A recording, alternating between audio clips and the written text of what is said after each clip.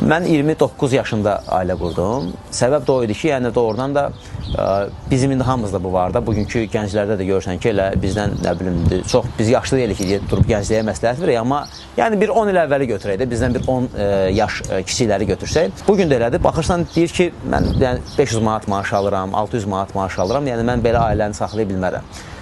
Mən də onu deyirdim, uzun illərdir deyirdim. Deyirdilər ki, evlənmək edirəm, mən 500 manat maaşla nə ailə saxlayacağım. Yəni bir şey olsun ki, ondan sonra bir həvəslənəsən. Standart düşüncə. Hə, deyirlər, yox, sən ailə qur, yəni uşağın ruhsunu Allah verir. Mən inanmırdım belə şeylərə. Yəni necə inanmırdım?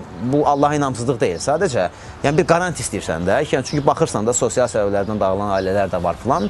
Deyirəm, yox, indi Allah verir, qoy indi mən görüm ki, var. Ondan sonra ailə qurum da.